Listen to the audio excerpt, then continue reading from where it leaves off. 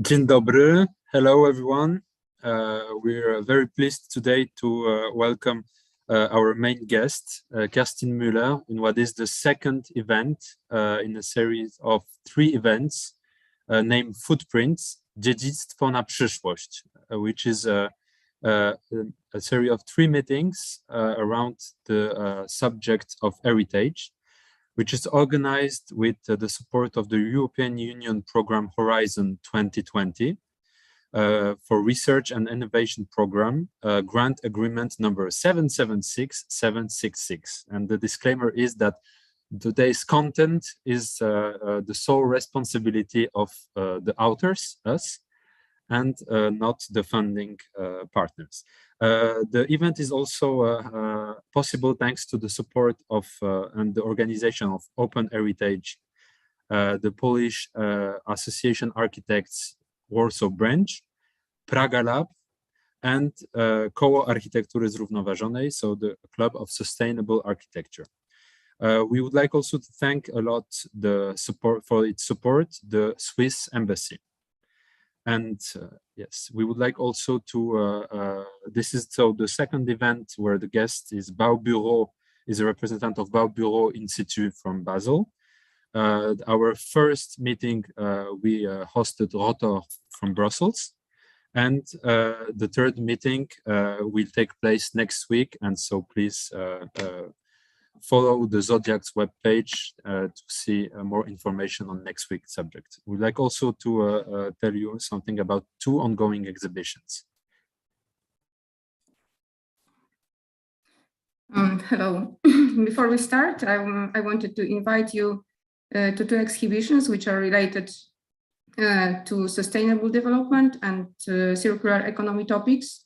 One of it is an exhibition, SIT 2.0, which is the second edition of the exhibition organized by Swiss gallery Space from Rheinfelden. This time it's organized together with Warsaw Gallery TA3. And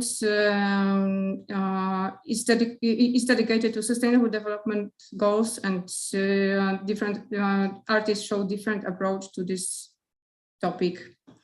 The exhibition ends on Sunday, so you have to hurry up, and you can find information about it on the site of TA3 Gallery.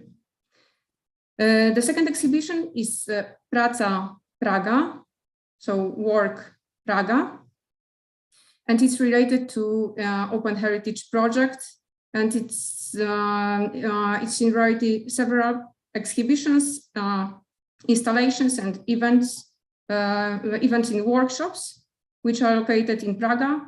It also ends on Sunday, so the same situation. So we invite you to see these 2 events to the end of the weekend. And to start, we would like to ask the Deputy Chief of Mission from the Swiss Embassy in Warsaw, Mr. Matthias Dettling. Yes, dobry wieczór, good evening. Grüezi. I'm very happy to be here tonight as partners of this webinar series, Footprints. And first of all, let me thank Magdalena Pios and her team for organizing it. And I'm, of course, particularly happy that tonight's speaker is from Switzerland, Kerstin Müller, who is an architect at the renowned Baubüro in situ in Basel. And the fact that the speaker is a Swiss architect is, of course, one of the reasons why the Swiss Embassy is involved, but certainly not the only one, because we have for many years now here in Poland supported initiatives that promote sustainable development. So just to give you a few examples of our activities, our flagship event, the Innovation Day, we organize it every year together with the Swiss-Polish Chamber of Commerce. And it brings together Polish and Swiss experts, policymakers, and industry representatives. So this Innovation Day has for the last 3 years always focused on the topic of sustainability in different sectors. So in 2019, the Innovation Day was dedicated to the topic of better urban life and dealt with issues such as increasing demands for mobility and energy, social and environmental concerns, as well as also changes in people's preferences and behaviors. In 2020, the Innovation Day was dedicated to sustainable mobility. How can public and freight transport systems made be more efficient and especially more sustainable? And last year, the Innovation Day looked at clean technologies. So technologies that can help us reduce our carbon footprint. That particular conference was also the start of another exhibition that I would like to briefly highlight. It's our traveling exhibition on clean tech, an exhibition which we are currently showing in 18 locations in 10 Polish cities. It presents 20 different clean tech solutions developed by Swiss companies in the 5 areas: water, agriculture, recycling, e-mobility, and energy.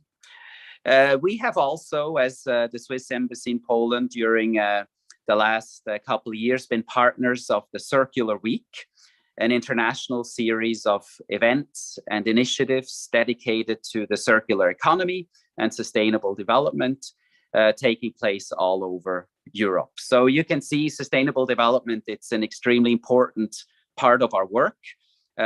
Taking care of the environment is really, really important to us. And I think it is fair to say that most Swiss people care about it. And, you know, we're not just preaching it, we're actually also putting it into practice ourselves at the embassy. And we've taken a range of measures over the last few months. We have, for example, switched to 100% green electricity. We have come up with a plan to install solar panels on our roof. We are systematically replacing old lamps with energy-saving LEDs. We also have a recycling policy in place that all our staff adheres to. And that's the one I'm most excited about. We're about to also purchase an electric embassy car.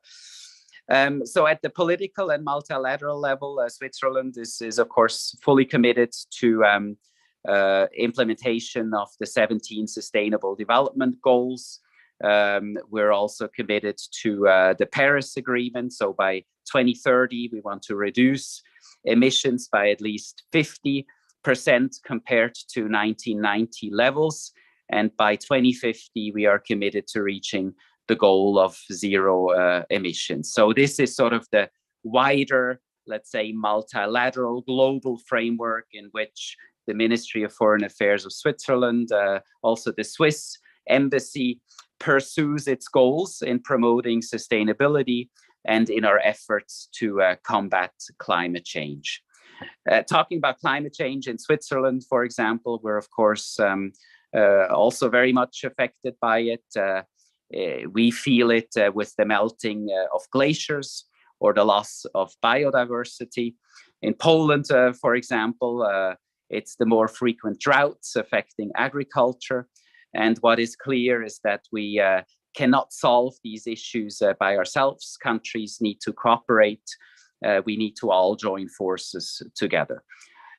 We have also, the Swiss government has also put in place measures to promote a more circular economy in which raw materials are used efficiently and for as long as possible.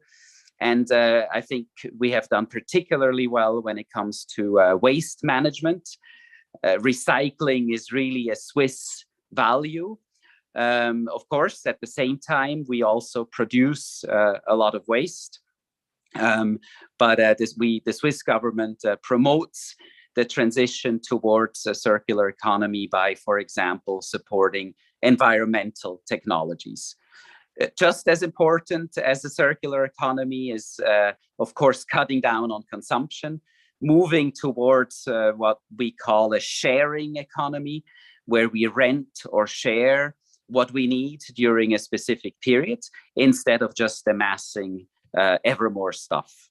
So these are the kinds of behaviors that we are seeing, and trends that also make us, you know, a little bit optimistic that we're on the right path. That together, coupled with the force of innovation and clean tech.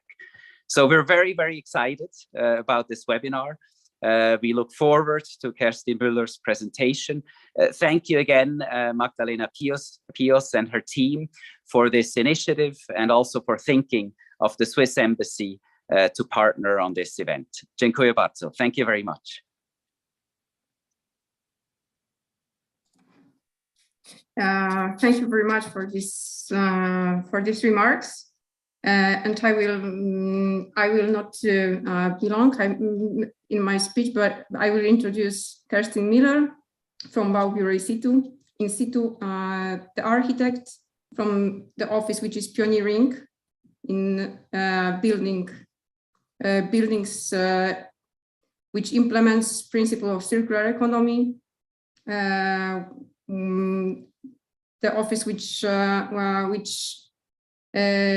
indicates several most important points in their practice, and they are transformation and adaptation. So they focus on existing buildings and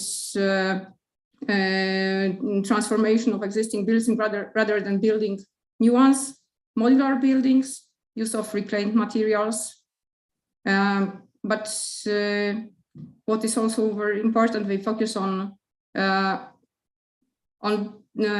social values which are connected to already existing buildings, cities, places. So I will give the floor to Kerstin Müller. Yeah. Hello, good evening. Thanks very much for the invitation. After all these amazing words about all these amazing exhibitions, I feel even more sad that I'm not with you in Russia right now. But that's just how things are right now. So hello, everybody. I'm very happy to contribute this way. I will now share my presentation. But right now, unfortunately, I have a little problem. Hold on.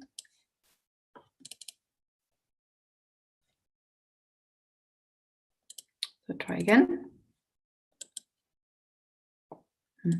Is it possible that you have to allow me to share the presentation? You can share it now.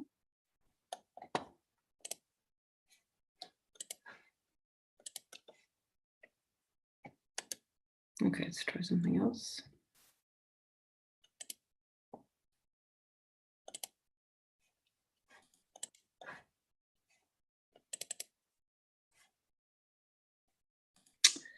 Somehow we checked the presentation 5 minutes ago, but it's exactly so it probably will. Yeah, that's very bizarre. No, it just doesn't let me share it. Okay, I'll try something else.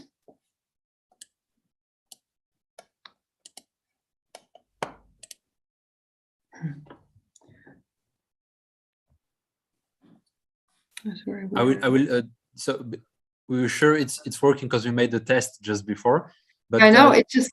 Yeah, but I will take this time to add 2 sentences for those who didn't see the first presentation. So it also gives Kerstin maybe a couple of minutes to find out. It's about the footprint talks. What we try to present to a Polish audience and the broader audience is different approaches to the idea of heritage. Is that it's not only about preserving the existing stones. One can look at heritage in architecture and urban development with a more innovative perspective. So our former guest Rotor introduced us into into different lives of materials, how different materials can be reused, how it has been done in history. And the Baubüro Institute, as Magdalena just told, has the specificity that they focus on the building site. It's that a building site is not just an empty plot that architects fill with new program and new materials. There is another way to read the context and the existing situation. It's taking into consideration it as a whole organism. So it's not only the ground of the site, it's not only the buildings around, but it is also a whole series of other elements. But I think Kerstin will be able to introduce us into their approach.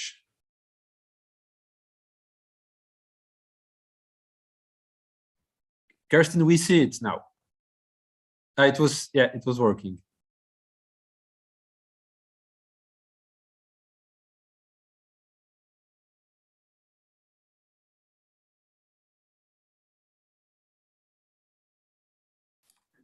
We had it for a couple of seconds.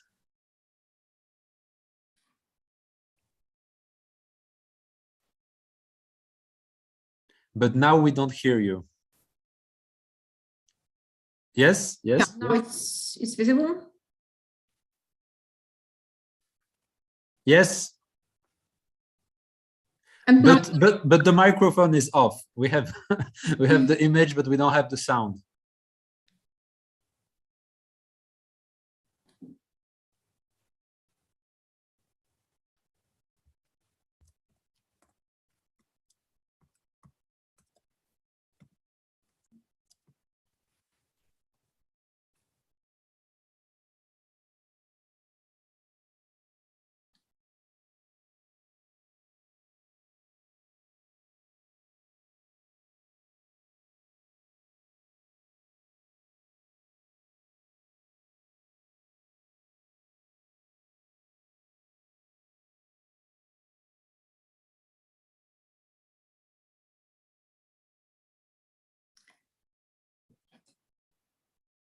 yeah, it seems to be on.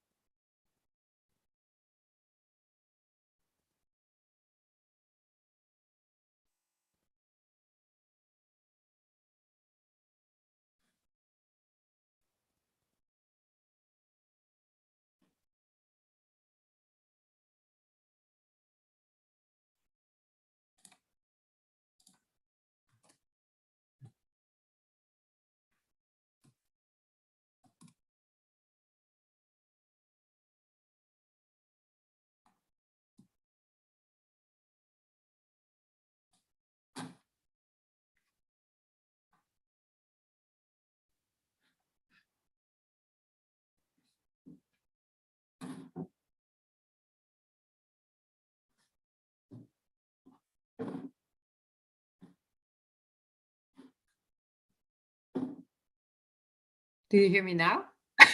Yes. Yoo-hoo! Okay, now I try again with sharing the presentation. Thank you for the mysterious IT.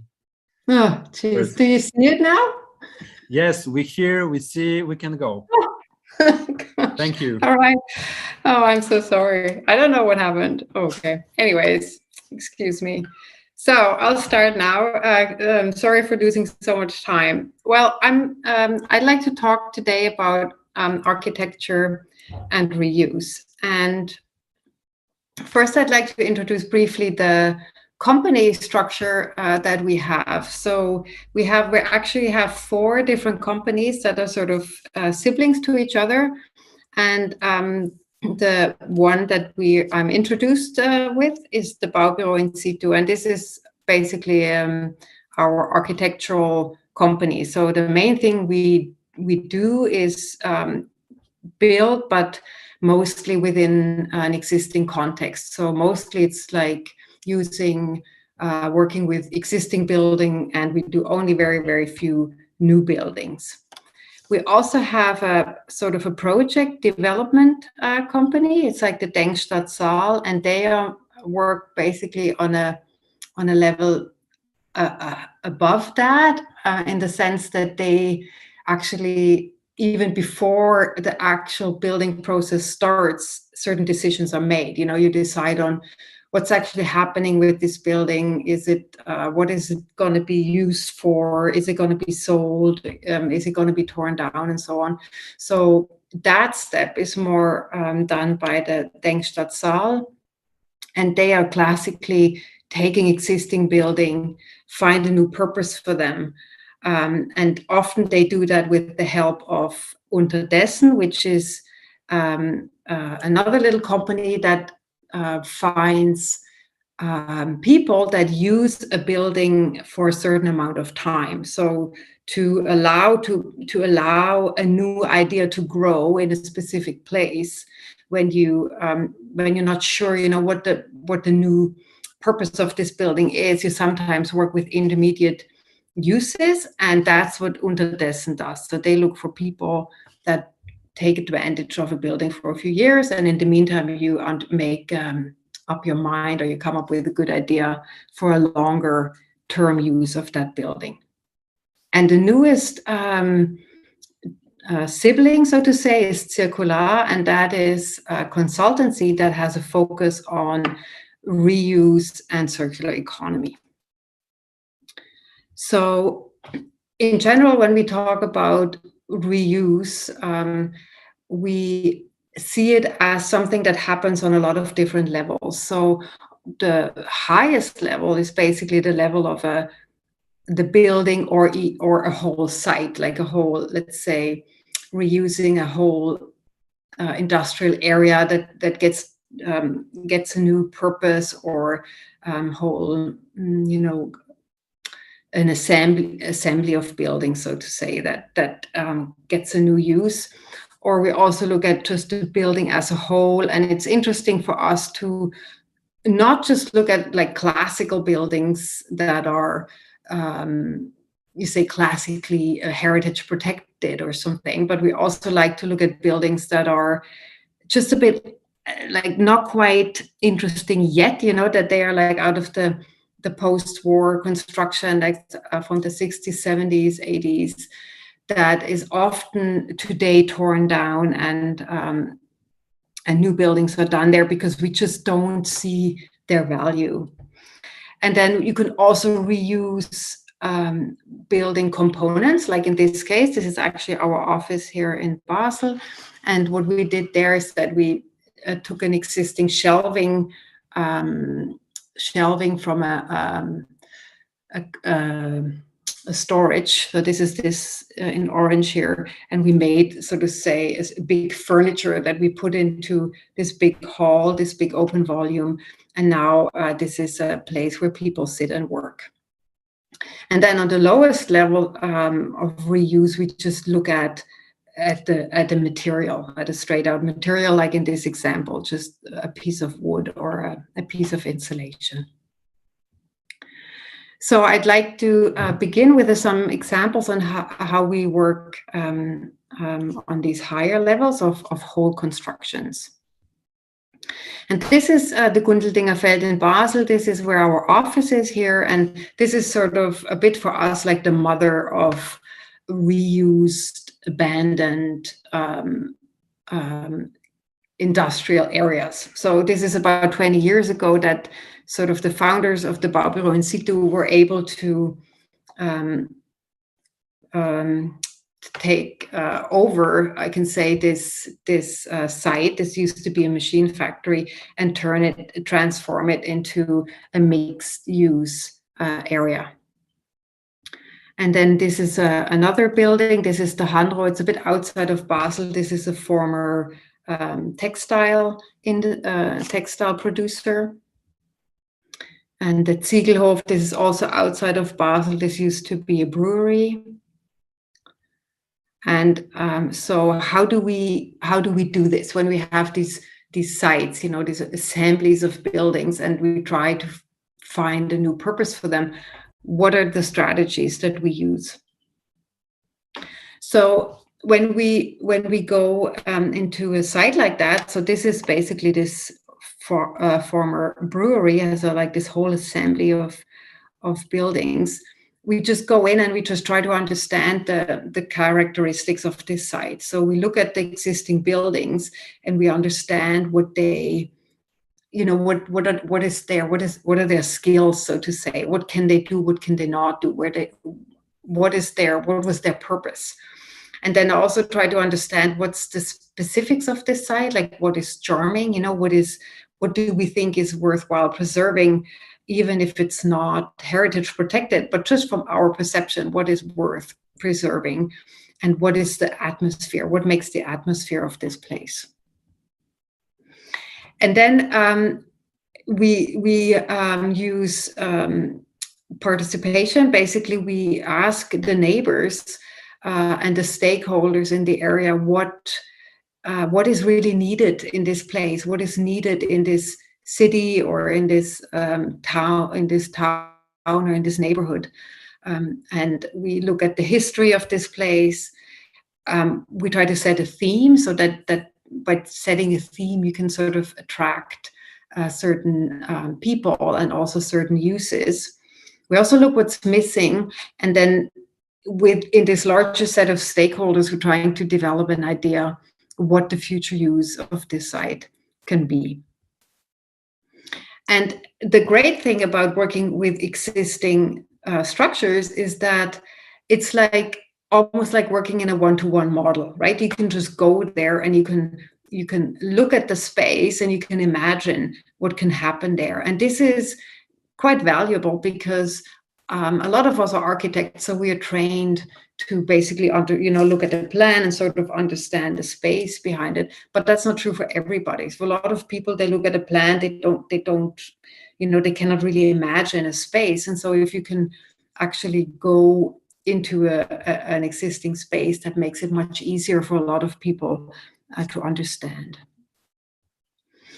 And then when we have specific sites, like this is also an example of the Gundeldinger Feld, these huge halls, these factory halls. You have these spaces in these sites that are very spectacular. You know, they are sometimes you have very high rooms or very small rooms. And these are rooms that you would never build new like that. So they are really an opportunity that we can take advantage of by using them and finding a good purpose that matches that space. And then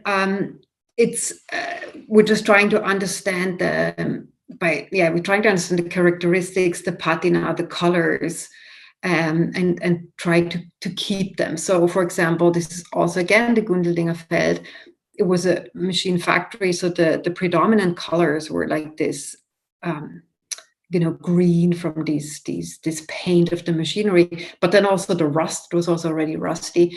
And this building here on the right, this is actually done quite new. This has only been done in 2015. That used to be the area where they were storing coal. So it was just a concrete building. And then we insulated it and added a staircase and put floors in it. But I'm just showing this just so you see that we actually then picked up the existing colors on site. And so these buildings then they integrate themselves. They look like they've always been there. They don't say, I'm new, right? They just become part of the assembly. And then we were, in this case, even able to use PV. So this, what you see here in bronze here, these areas, this is actually a PV system in the facade that we also were able here to pick a color that matches to the overall color scheme on the site. And then often we work with owners and people that don't have much money, right? So when you do that, then we try to find solutions that don't result in high rents, right? It's often we try to go and talk to the people and say, look, you can keep the space like it is, or you can, let's say, have this elevator, but if we build this elevator for you, it means that your rent goes up. Do you want the elevator or do you not want the elevator?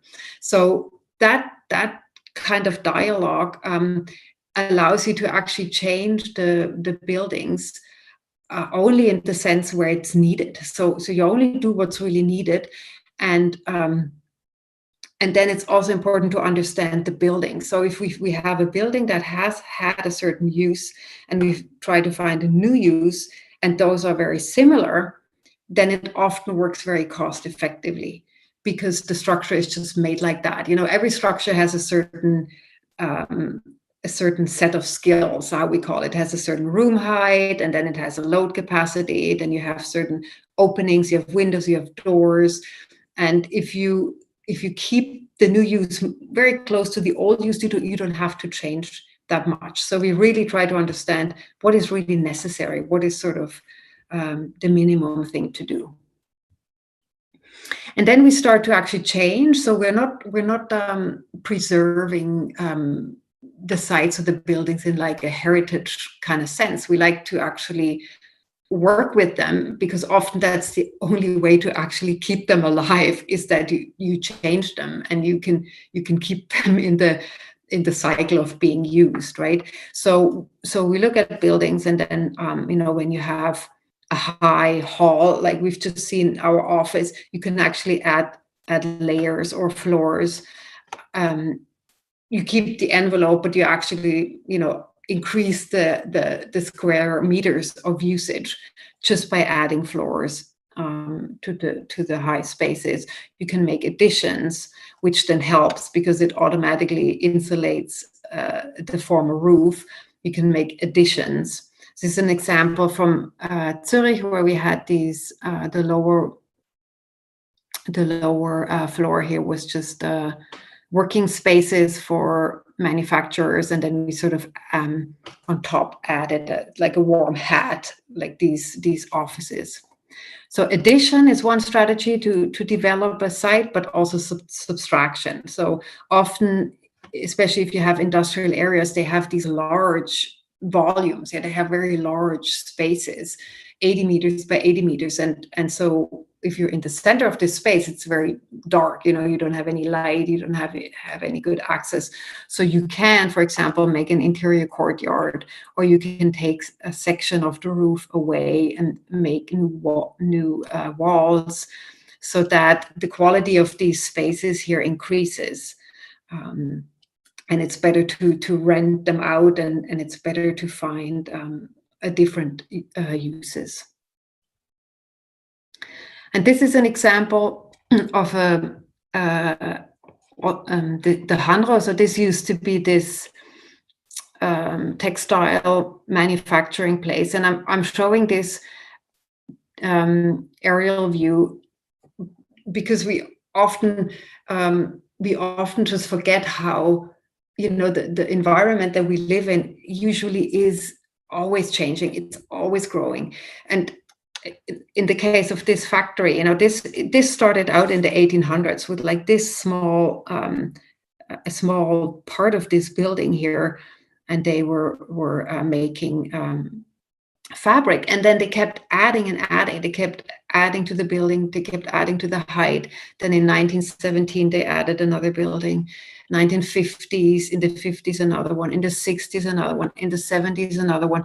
So it's actually quite normal that these sites change and develop. And in this case, that when the production was abandoned, they were about to erase everything. They were about to flatten it all and make new construction like these more standard building blocks here.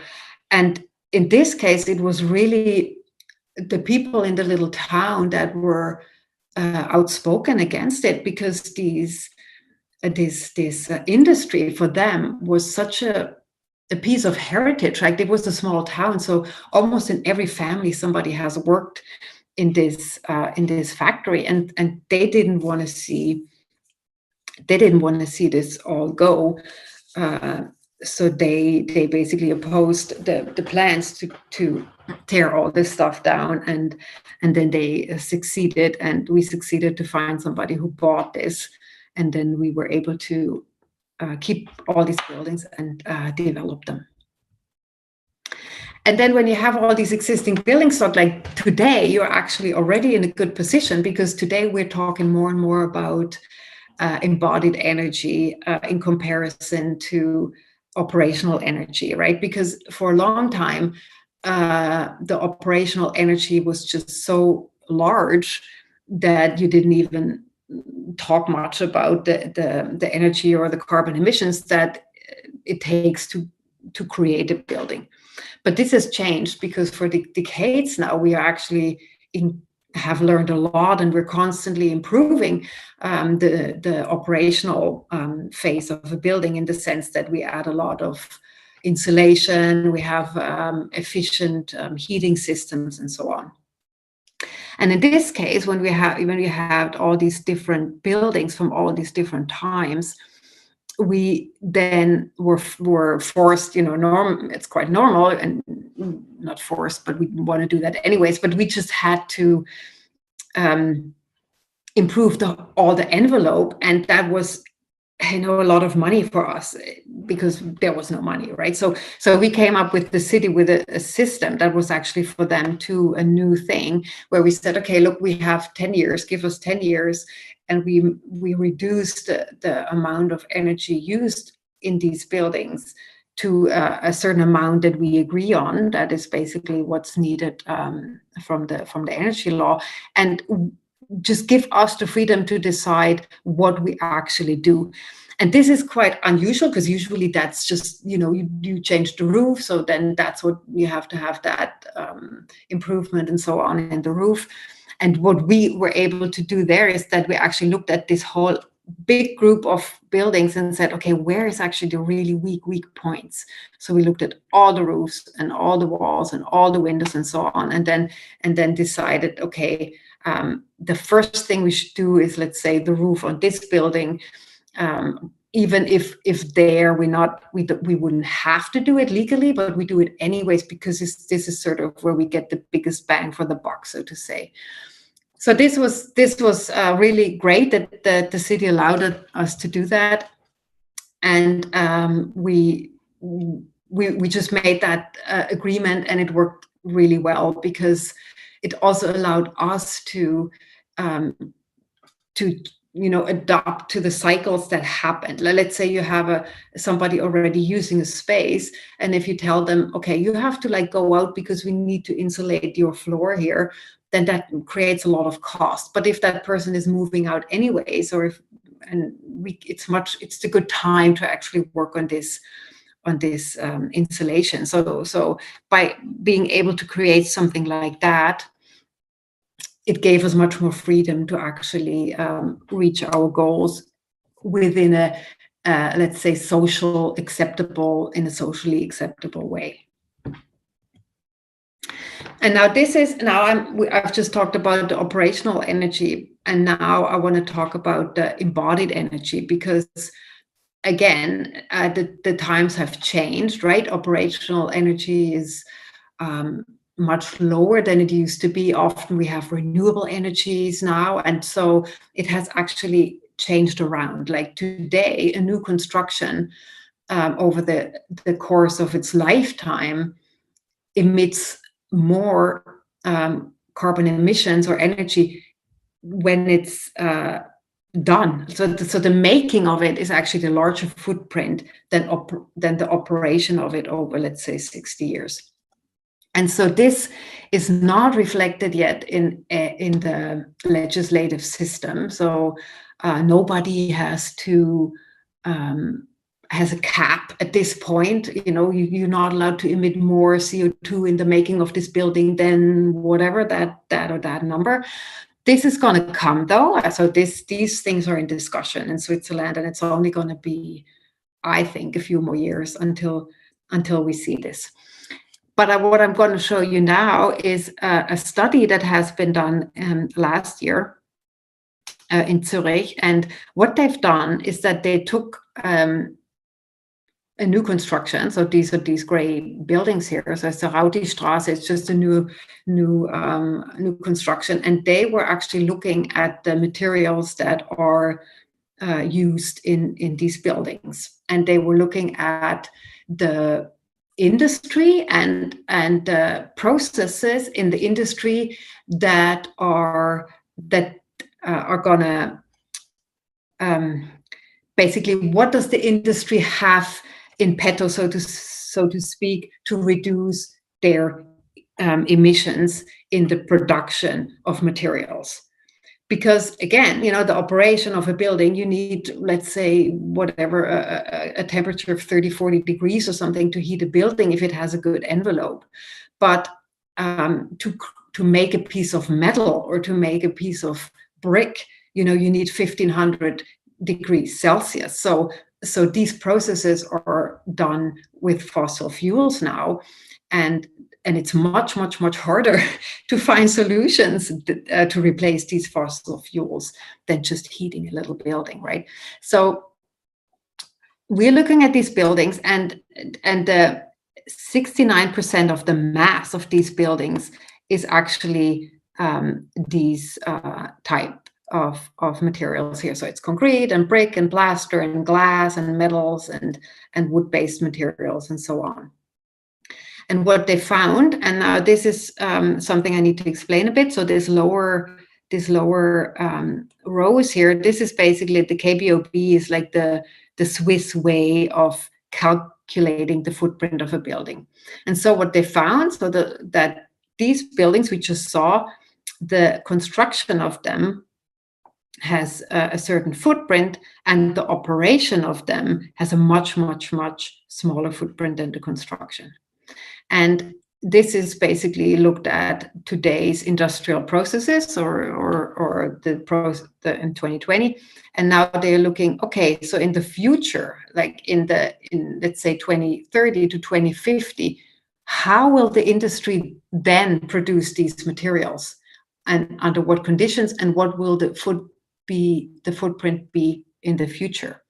And so we saw that they are reducing a fair amount, right? It's 55%, but still the construction has still a fairly high number. The operation is lower, but it still also has a certain number.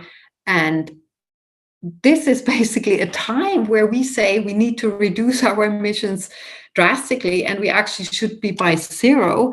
And it just looks, it doesn't look like these materials can make it, so to speak. The processes are not developed to reduce the footprint of these buildings, not what we know today. And so this means, what does it mean for us, right? I mean, we're architects, we're constructing, and what do we actually make with this knowledge, knowing that the materials we have, they're actually not ready, like they're not there. They are not there to actually have a construction that is carbon neutral. And so you then have different people reacting differently, right, depending where they come from. So some say, okay, that means we just cannot build at all anymore. And other buildings say, yeah, but this means no, hardly any new construction, just keep the existing buildings as much as we can. And other people say, yeah, but then we just need better materials, so we need actually less of them in order to make that work.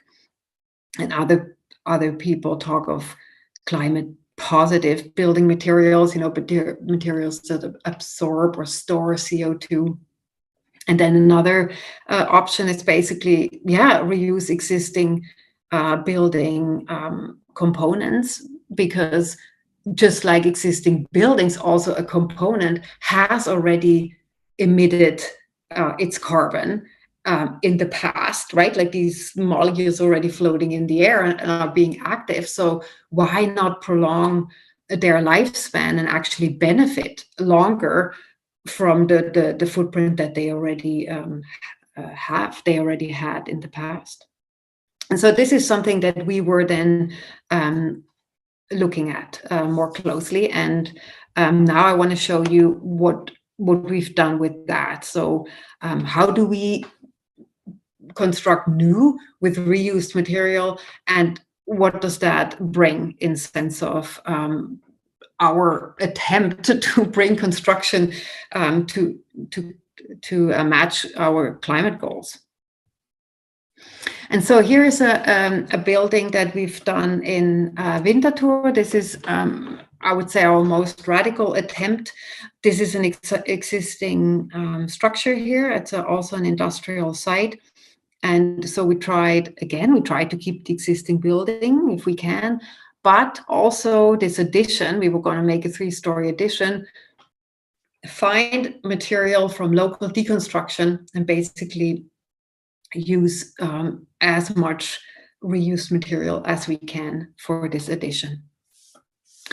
And then, in the beginning, we didn't even know what we were going to find. I mean, this was really at a degree that we've never done before. So we didn't really know what's around. So we really started to look at the deconstruction places and looked at all the fences around and called and tried to understand what's there. And then bit by bit, we found elements, and then just kind of, made a composition to even come up with a materiality for that.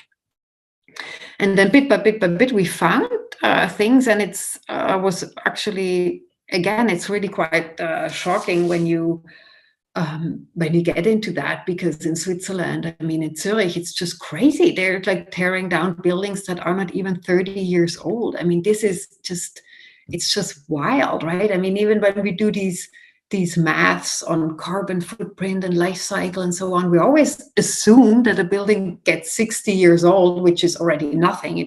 A building can last forever, right? But this is the standard life cycle in Switzerland. We're calculating with is 60 years, and then we run into these buildings that are torn down, not even 30 years old.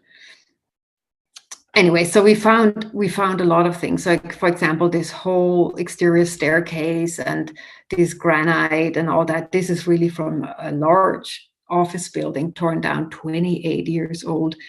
And this was from a facade and a roof from another building.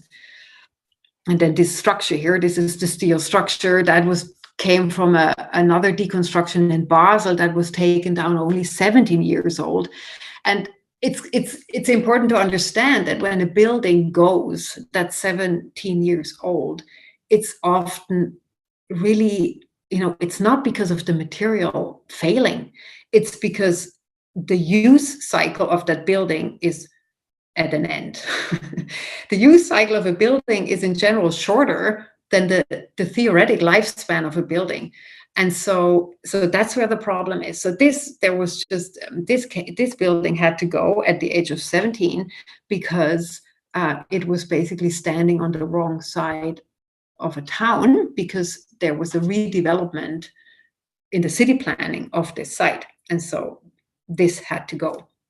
And we could only save a very small fraction of the building, but then this became the structure of this addition. And then we also found other elements from temporary buildings. So this was a roof of was about 20 years old of another building. And this is like a sandwiched roof that had insulation in the middle. And now, we want to take this as a new roof. But here the problem was that the new energy codes are more stringent than 20 years ago. So we did this, and we added another layer of insulation on top of that. And this is from the interior. So we had these windows are also reused windows. They are also from this office building. So they were only 28 years old. They were high quality, like this was aluminum frames, thermally separated, and the glazing was triple glazing, the first triple glazing that they did 30 years ago. And it's not, the windows are not as good anymore as today new window, but we were able to measure them while they were in use, so we could actually measure the heat loss of the window, and then we're able with these measurements to actually go to the city and say, look, this is the measurements we made. Can we work with that measurement in our energy calculations? So they allowed us to do that, and so we implemented them. And because they're not as good as a new window, we had to compensate with the wall, right? We looked at the whole edition as a system. If a window is a weaker spot, and you have less windows, and maybe you have a better wall, so that the whole system in itself fulfills the energy requirements. So that's what we did there, and then we combined with other materials that we call harmless materials, like straw bale and reused wood, just to keep the footprint low. This is then a picture from later. So the interior here is clay. It's a clay plaster. The window, this is a window we took from the site there, and this is more like an industrial window, and here the installation value was not that great. So what we did here is that we doubled it up, so it's sort of like a box, a modern type of a box window.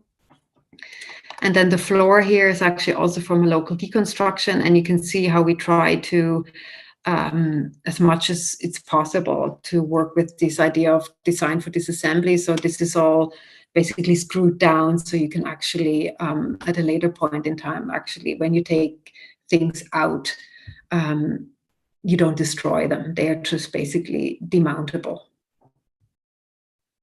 This is an image of the facade. So this is these metal plates we just found the way they were. We just kept the color. In Switzerland, the salaries are very high, and compared to that, the cost of the material is quite low. So in order to make reuse work financially, you have to change the material as little as possible. You really have to take it as is if you want to make it, if you want to make that work financially. So this is how it looks like. It's like really this combination of these two different types of windows, and the orange cladding here is overlapped because, like I said before, we didn't want to cut the metal sheets, and this actually helped us because we could then hide in this gap. We could hide the sunshades. And what's also interesting is that actually the whole shape of this addition is the way it is because the structure we found was at a right angle. So the structure below is actually tilted, and so the first layer here took that shape, but then the ones up there, we actually took the existing steel structure and just put it on top of it. So this is interesting because here the found material really defined the form of this addition. And so what we then found, or not what we found, because somebody else did that, like the people who do all these embodied energy calculations in Switzerland, they got very interested in this, and they calculated the embodied carbon and so on. And we then realized that we really saved about 60% of the emissions compared to new construction. So if we would have done the same thing with new materials, we would have had 60% more CO2 emissions. And the most emissions that were still left is really concrete, and we really tried to reduce concrete as much as we can, but we had to reinforce the foundation of the existing building to actually be able to carry the load of these additions. And then we also had to add concrete in the floors because we were actually working with the ETH Zurich on a floor that works with clay, but it was just not ready. It was really not developed so that we were able to use it in that building. And then for fire safety reasons, we had to use concrete in the floors. And then that little concrete that we used just for the foundation and this little bit of, concrete every floor is actually the biggest amount of CO2 we still emit with this building. And so to put that in perspective, the savings we have by reusing this material allows us to operate this building for 60 years. So this is really, really significant. And another way to put it into perspective is that these are numbers from the city of Zurich, where they calculate the footprint of their own buildings. And so these numbers up here are basically for new construction. So they have an average of 11 kilograms of CO2 equivalent per square meter and year. And for refurbishments, they have 4.1. And we can find our building here in this range. So really, the strategy to reuse existing building materials in a high quantity in new construction allows us to construct new with a footprint of a refurbishment. So that is quite significant. And now I know I'm almost out of time, so I'm going to go quickly through these next slides. So this is a project we've finished last summer. It's in Dübendorf, is close by to Zurich, and this is a building. It's called Nest. So this is a building that's basically just a structure, like a core, and then it has these concrete slabs coming out. And the idea is that this whole thing is basically a testing structure. So people come with these individual modules here that they all look very different. They go in, they plug that in this sort of shelf and experiment on a specific topic. And here, this one is the urban mining unit from Dirk Hebel and Felix Seisler and Werner Sobek. So they built a unit that was all made with recycled materials, and they asked us to make a unit out of reused materials and secondary materials. And they asked us to do this really quickly because it was at the beginning of COVID, and they wanted to have these COVID-conform workspaces that then can be, after COVID, enlarged into larger units again. So this is a floor plan. What we did all these little units that then every other wall can be dismounted and make larger office units. And we could then, we took advantage and we could experiment there with different materials. So we made sort of wood boxes on the exterior wall. This is here, and we filled in different types of materials. So the EMPA itself, the building owner, basically, they are a material testing facility. So they had a bunch of materials that we just used, because that's also sort of reused to take the materials that the owner already has. So from them, we've gotten a lot of insulation materials, and we brought in the straw bale just to be able to compare these different types of materials then in their behavior when the building is in use.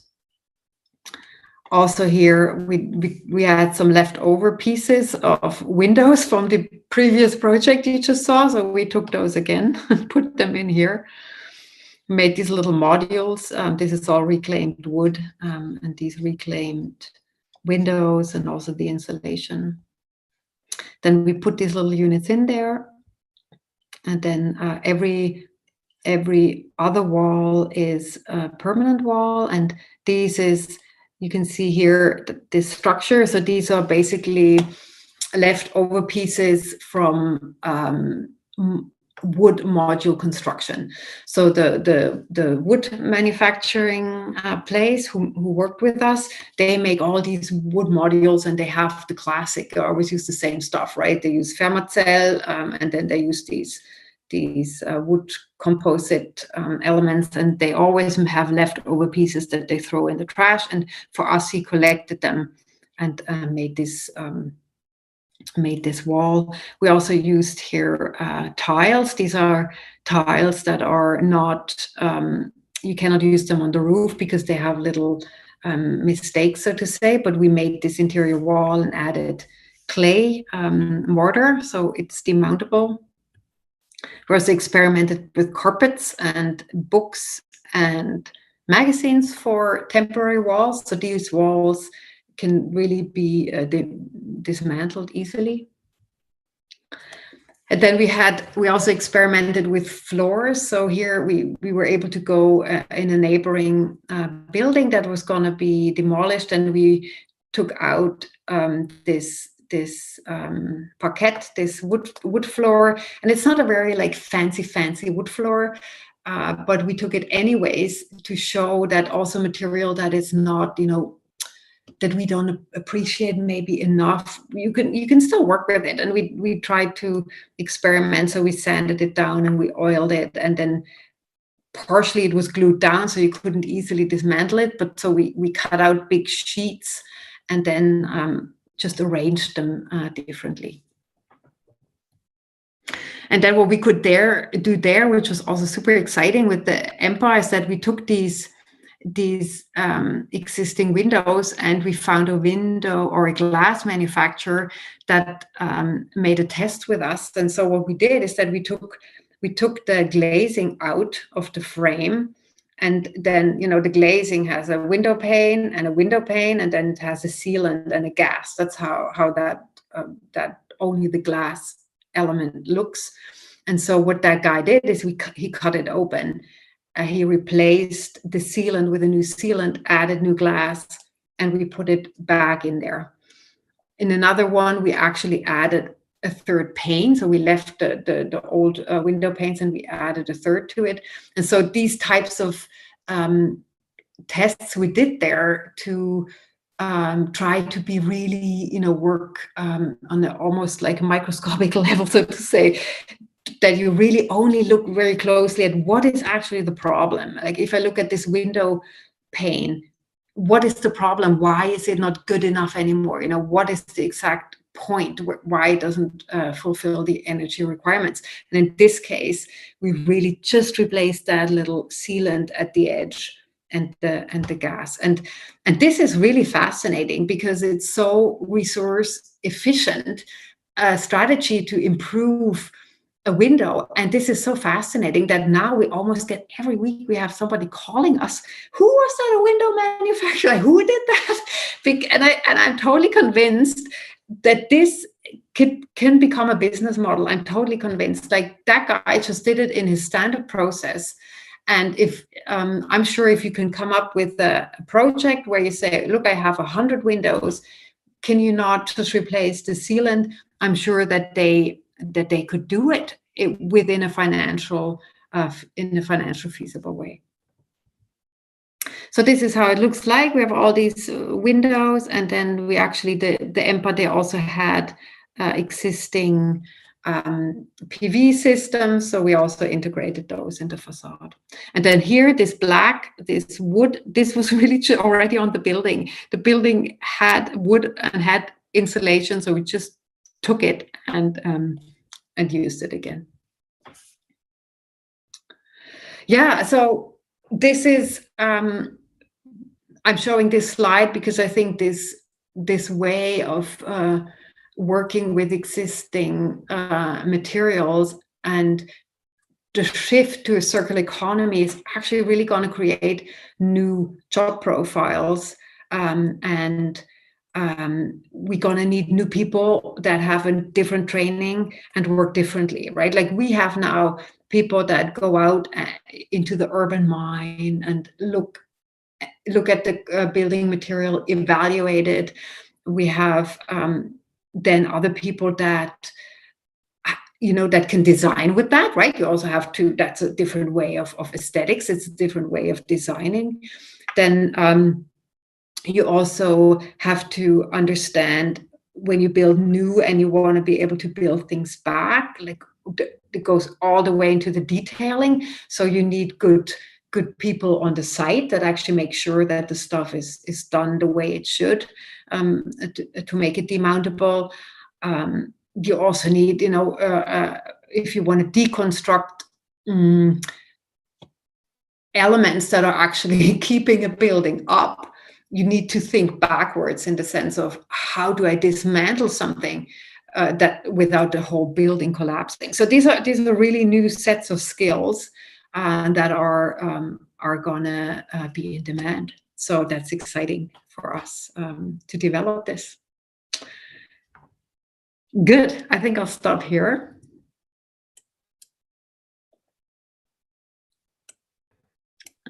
Yeah, thank you very much. I found it fascinating, and I would like to ask first a question. Like, what is striking to me is that iconoclast span of words.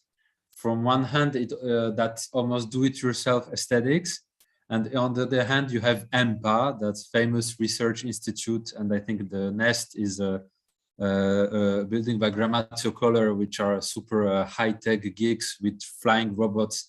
So I find fantastic that span, and it makes me wonder about the how would you describe the business model, your clients, the working environment? Is it that diverse? How who are usually your clients? How are you also publicly funded, or are you self-funded? Are you how is it working? Yeah, basically, we had the Baubüro in situ was there for a long time, right? For over 20 years, and now the last 4 or 5 years, we only gotten into this, new construction with old material, so to say, and we paid a lot on our own time. So we really invested a lot of. It took a long time for us to learn that, and this addition that we were allowed to make, we were allowed to do it, but under the condition that doesn't cost more than a new construction, because the owner is a pension fund, and they have pension money, right? So they cannot just throw the money around. Like, they have to work with that money, and they have a sustainable background, so they really want to support sustainable projects, but they cannot spend more money than on a general project. So we did that, and we made that's what we did, right? We worked within that budget, but we worked a lot on our own time, just from our labor, and then we sort of got hooked, right? We got hooked because it is such a big opportunity in this big question of how do we even tackle this question of architecture in times of climate change, right? Like, how do we even do it, right? And we understand this huge potential that this has, and we also understood that it is a very specific set of knowledge that you need, and then we decided to actually found Circular, so that we can actually give that knowledge to other projects and actually speed up that process. And we have then gotten, the first thing was that Baubüro in situ said, okay, we give you guys 3 years. We finance you 3 years so that you, and then you have to, be able to finance yourself. And so we started. So I actually changed to cyrkularnej about a year ago, and now we are just gotten funding from a pioneer micro pioneer fund. So this is a Swiss Detailhändler, and they support projects like that, and so they now actually give us funding to develop the groundworks of this, so to develop all the a real tool that helps us to do all these things faster, and this is a huge benefit for us now. Yeah. But otherwise, the people that are interested in it now is actually a lot of cities, a lot of the city of Zurich, the city of Basel, because the public hand now, they understand that they that they need to go in the front, right? In finding solutions, because it's hard for a public, the public hand to ask privates to build like that and like that and like that, and they don't do it themselves. So they are now the ones that actually push the topic forwards. The question from Piotr Jurkiewicz was concerning this theme. But he's I think with an angle. Who do you think has a major role to play? Is it the designer or is it the client's will to use material? Who's more necessary somehow? I think it's really both, because without having the client or the owner of a building asking for it, and also being willing to accept the conditions that are there now, which are that it's still a pioneer thing, right? I mean, it's not a standard process yet. So the owner actually takes a fair amount of risk, depending how deep you go in that topic.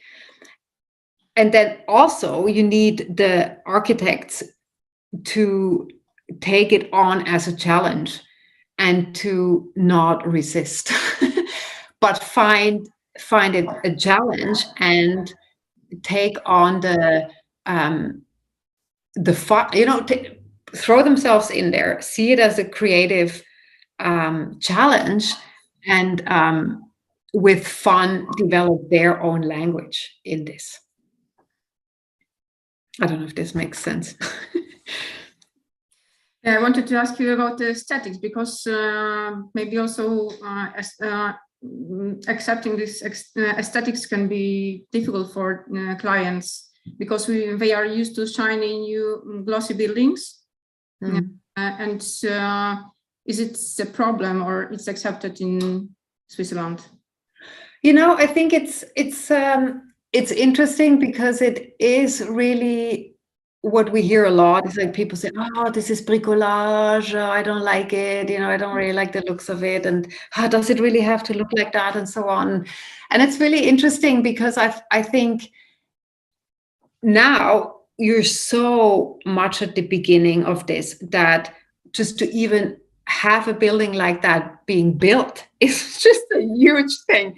Trust me. I mean, this was really, really hard, right? That this even is standing there.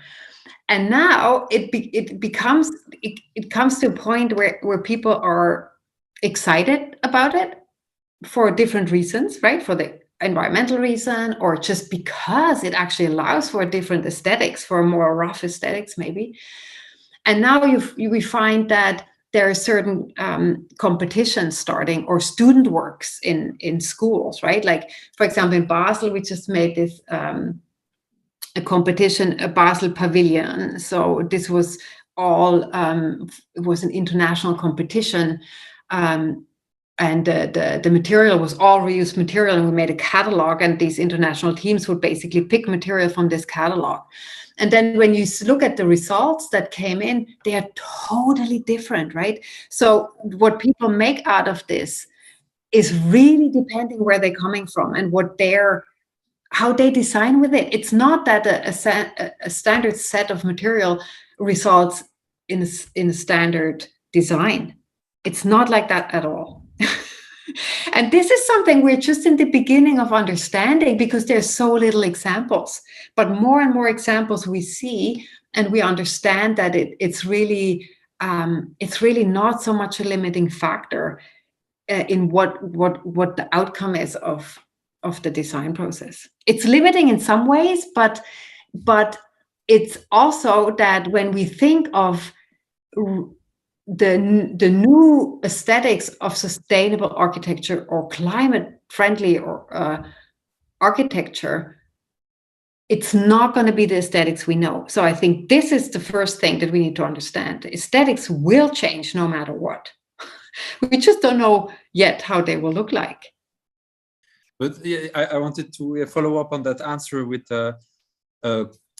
question / remark is that I've been trained like 60 kilometers from Basel in Strasbourg, where I had my old French teachers showing us Swiss architects, bringing us to tour on touching concrete, getting excited about the quality of Swiss concrete and talking about Swiss watches. And so I was educated about making good details is about making invisible details. And then like, I don't know, 20 years later, 15 years later, I land in Switzerland and confronted with students in Zurich. I got somehow a shock that it's absolutely not what they're looking for. They're exactly a lot more into the meaning of building, different aesthetics that are correlated with values. For example, those students they refused to go on trips by plane because it had a too big carbon footprint. They look forward to using materials. And my question is, do you think that shift of aesthetics is related to generation also? That basically the next generation of architects maybe won't be about perfect, expensive concrete.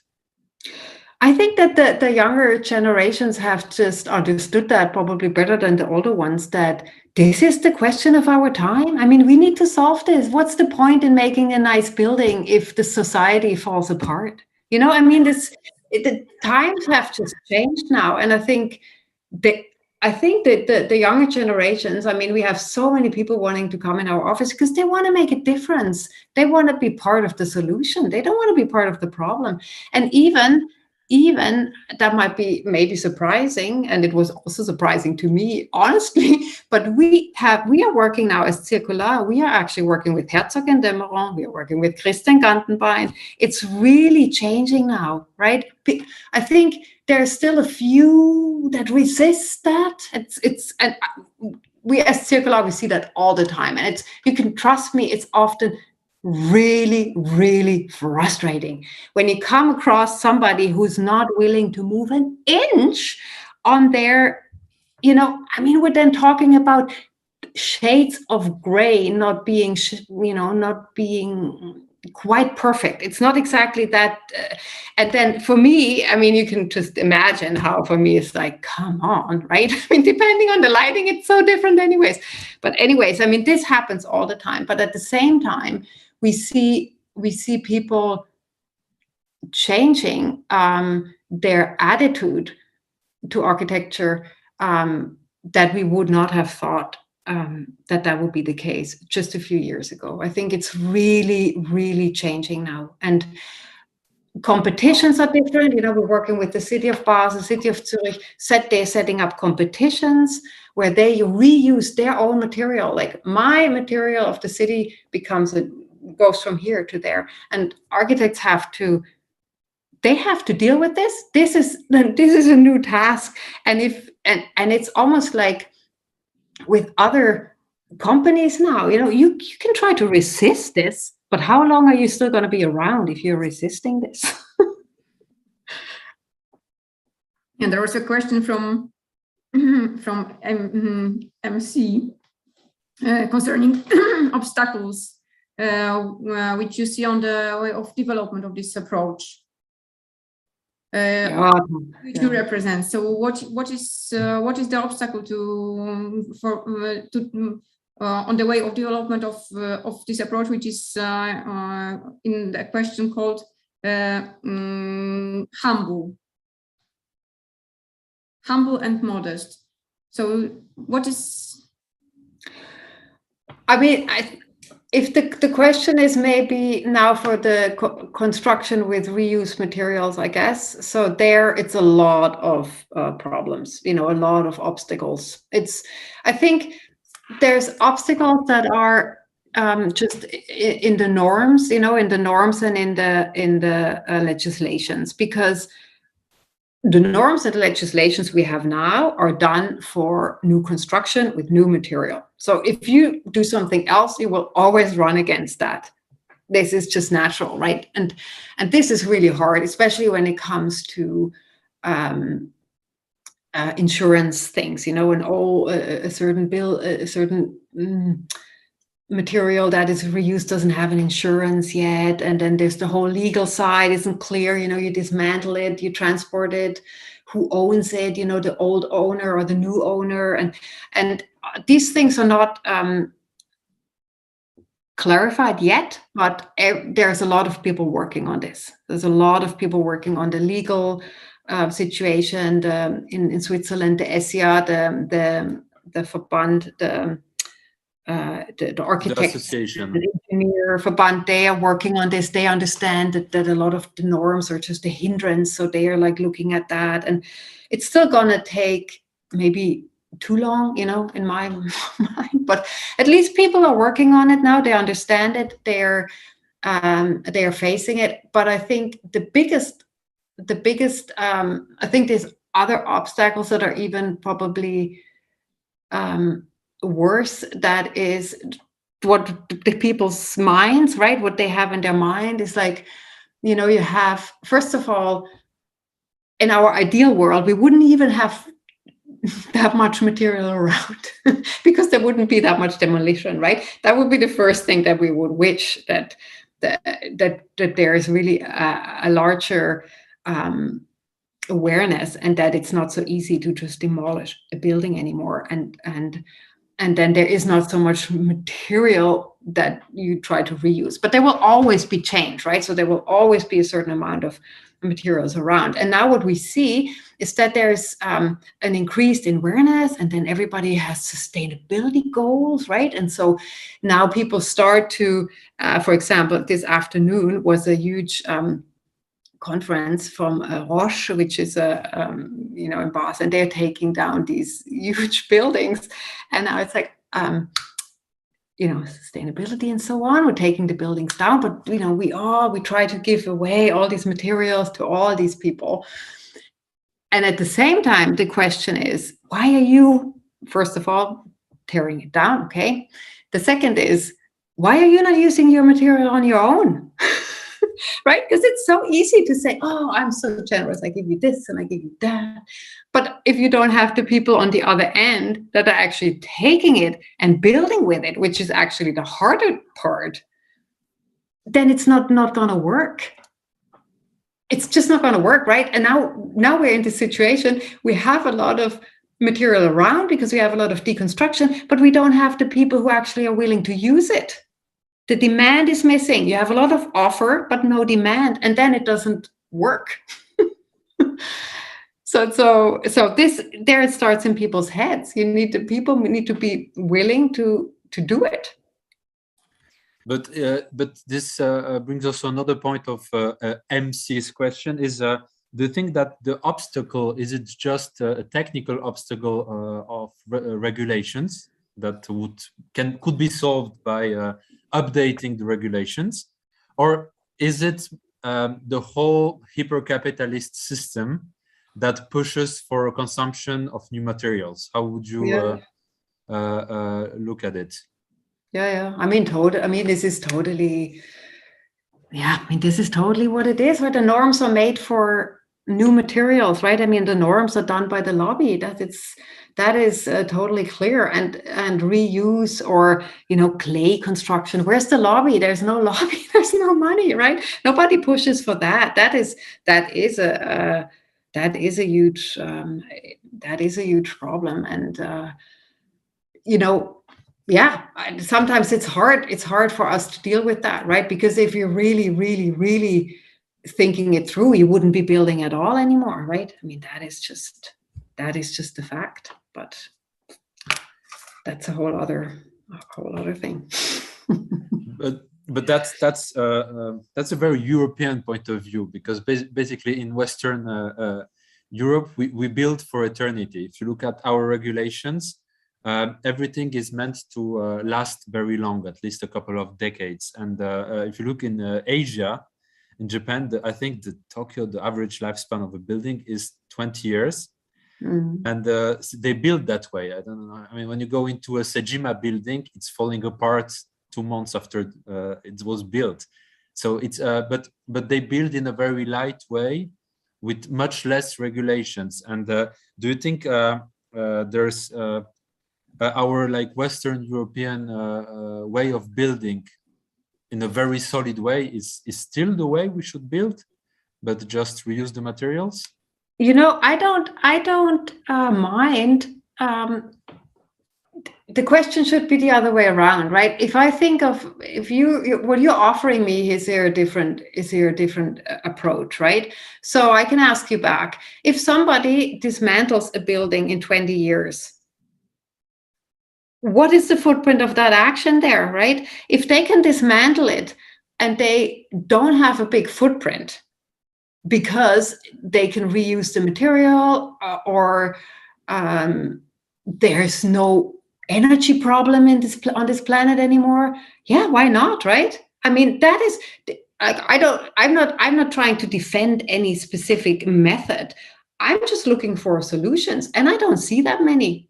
You know, it's just not that many. So there's like no solution there. So everything that you can make that lasts long, every building that's in Switzerland, in the Swiss mountains, that's been there for 600 years, that is then we're talking about a sustainable building, right? It can totally be different. Like, I don't mind if it's different, but I just want to see the full math. And I don't see a building that only lasts for 20 years today being a sustainable building. It's just not. It's even worse, right? And it's even worse if it's crappy material, because then it's just all ends on the trash. So I don't see this as a good thing that solves our problems now. I wanted to ask question concerning something different, because there is also I think that a bit of obstacles is on the architect side, because our approach was to create the building, which will be from the beginning to the end our creation, and we will have the control on, over the process, and what we get at the end will be something of our personal expression. And do you think that the process of creation, of designing this kind of building is completely different? Should we give up our approach? Or maybe this was your approach. This was never my approach. I think it's an illusion to think that you're making something that's going to last forever. This is an illusion, right? A building is always changing. There's always going to be, like, if it's not changing, then it doesn't last very long. So that's your other option you're having, right? Every building will be, as soon as if it's a building that's like a really good building in the sense that it lasts a long time, then it has to be somewhat adaptable. People will use it, so they will change it, they will work with it, they will, so I don't know. I never had this. I think it's an illusion. You make something and it's there for the rest of the time. I mean, it's just never like that. It's always a process. And that's the beauty about it. No, I find that beautiful.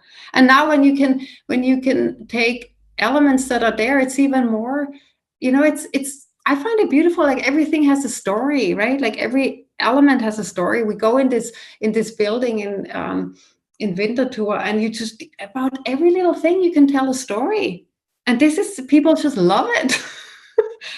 And it's nice, right? You have a connection to that immediately.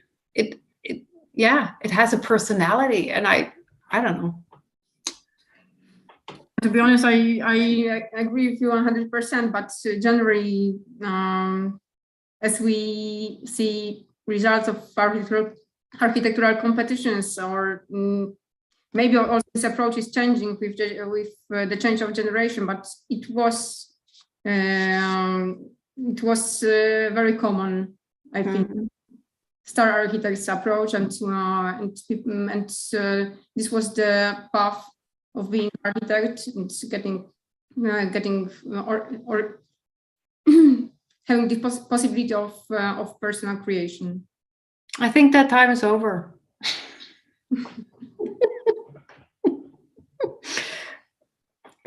You know, if you think of, at least if you take that serious, that this is just the thing of our time.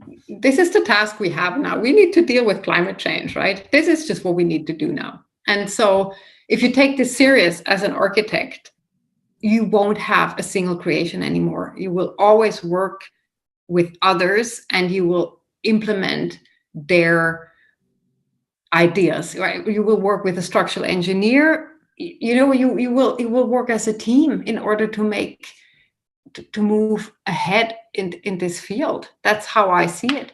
That time of like, I do something, I'm the queen, like I decide on the plan and this is how I want it. And then everything gets made, built, delivered the way I chose it. This is so, I don't know. I think this is over, you know? And in that quest for changing the building process, we have like a coming question from Sebastian Baut and Piotr Jurkiewicz, which would say that the regulations in Poland are quite centralized and strict, and probably as it is in Switzerland, it's difficult to reuse existing materials and building components. But you mentioned some success stories, and the question is, who are your allies? Who's making it possible? Is it people who allow it to be experimental projects, or is it local regulators? Who are the good guys? I think now the first ones are really some people that really have a strong wish to make a change in this in the sustainability question. So the first people we worked with was like I said, that pension fund that has a sustainable quest behind it or a mandate. And then it was two individual people that worked in a company or that worked in a Stiftung, and they said, okay, we believe in this and we want this to happen. And then now we're also working with, like I said, the public hand, because they now understand, and this is cities, but it's also the Bund, right? It's also the Bund of Switzerland, because they have now circular economy laws in place, and they also need to fulfill climate goals. And it just now trickles through that this does not leave architecture alone, right? I mean, this is also affecting our architectural practice, and I think this is only gonna increase now. It's only going to increase because we're going to have caps on CO2 emissions in the construction sector. We are going to have laws on circular economy, and it's all not perfect yet. It's all maybe not in place yet, but get ready, right? Get ready, because this is the future, and this is the set of knowledge we need to know. This is what we need to know. And then we're like, if you know this now, if you train yourself now, you're in high demand. This is the future. But where do you find pieces of buildings to reuse? Do you have? How do you look for that staircase or the windows? Is there a material database in Switzerland, or is it ad hoc? There is stuff like that. There was also always stuff like that, but on a small scale, like more that it's more like come out of social work, that it's like a social work implementation tool, and then they dismantle a few windows here and a few windows there. And we then just said, okay, look, we don't want 1 or 2 windows, we want like 80, right? And then we really started hands-on by literally going around, looking at deconstruction sites, calling deconstruction companies. That was the first and hardest beginning. But now, within a very short time, it changed. People call us. They say, because, a lot of people, if they demolish stuff or they throw stuff away that is young, they actually feel bad, right? They don't want it. Like, they feel really bad. It's like, we just changed these windows 10 years ago, and now we're like demolishing this building. This, they feel it. They feel it that it's wrong. So now we have this reputation, and people call us. And then we also, now it becomes more organized in the sense that we go to the cities and say, you know from your own buildings what you're building new, what you're demolishing. So we go and look at their buildings, or we just get basically contact now, and we ask everybody, do you have, when we have a project, and there's like all these different players, there's architects, there's engineers, and there's this and this and these guys. We always say, do you have, what are you guys working on? And then people start thinking about it, and then more and more stuff pops up. So I think it's really, the beginning is hard, but it's just a few years that it's hard, and then it's gonna just get a roll in, I think. You can call the construction companies, windows, we started calling window companies, because they often have really windows that are manufactured in the wrong sizes, and they just stand in the corner. It's brand new stuff. They throw it away often, and we just call them up, and it takes a bit of time, but I think it's gonna come. And we have a question from user MC. It's a long one. Pre-industrial approach was based on the use of the limited resources. Industrial approach, especially early industrial, was based on the quality of what was produced, aiming to last for many years. Mm-hmm. Post-industrial approach seems to blow up every approach that aims to adapt what should or can last. How do you see the role of heritage protection in the change to stop blowing up type processes?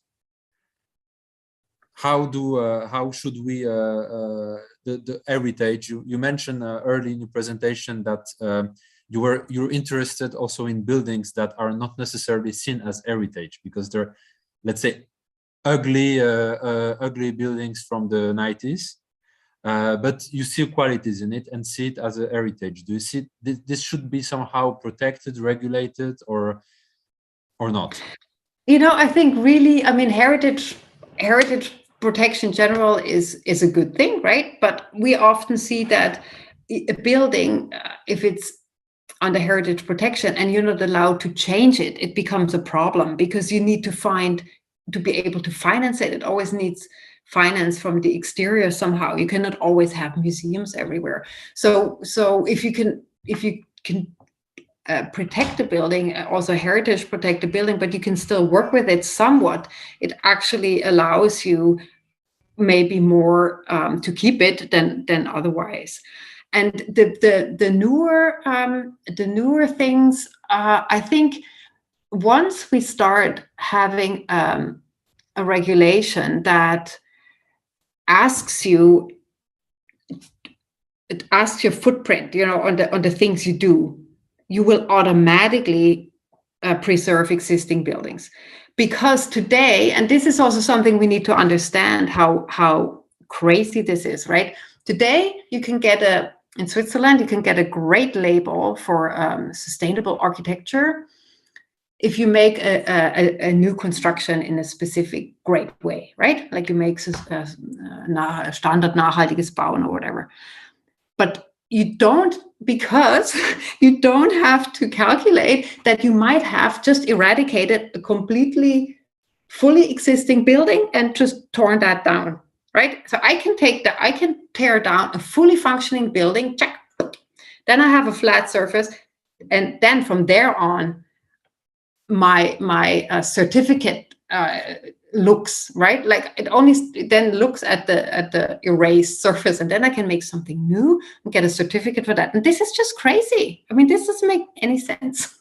So we need to start understanding that we need to have a larger understanding and a larger view on what we're actually doing.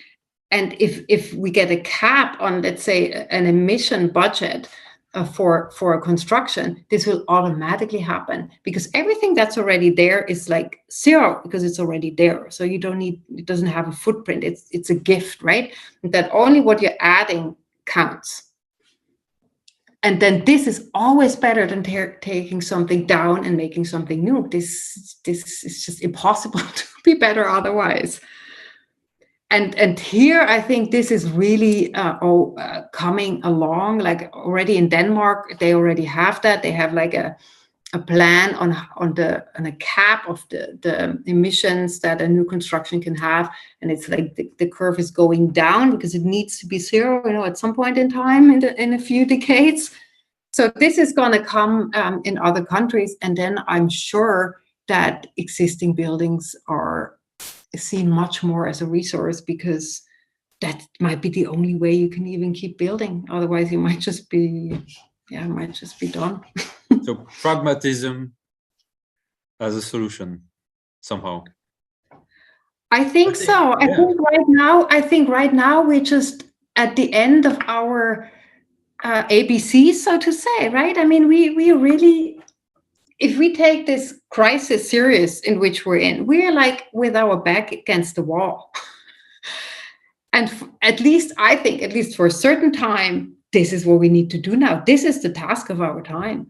And when we're maybe in a few decades beyond that, great, right? Then we will find other tasks. We will find another call of the time that we need to hear. But right now, this is the call of the time. This is what we need to do. And we as architects, we cannot resist it. We should just take it on and take it on as a task and make it a positive thing, make it a positive change, a positive contribution we can take, and not worry so much about a little bit of perfection missing. It's like a bigger question. It's a bigger task. Thank you, Kerstin. I think that it was the best summary of all your presentation. So we all have to pull up our socks and start to work hard to introduce this change. And I hope we will be able to do it. So Thank you. It was extremely interesting presentation. You told us a lot of valuable and motivating things. Thank you very much for connecting with us in Warsaw, and thank you. And I would like also to remind that next week we have the third meeting in the Footprints Dziedzictwo dla przyszłości series, and it will be about long-lasting buildings and rapidly consumed elements like food. So we will talk about the heritage qualities and specificity of places where food is produced, and we'll talk about a bakery in Warsaw and about a marmalade factory in Lwów. And I will have the pleasure to lead the discussion with our guest and with Katarzyna Sadowy. Thank you very much, and see you next week. Yeah, thank you. Goodbye. Thank you. Bye-bye.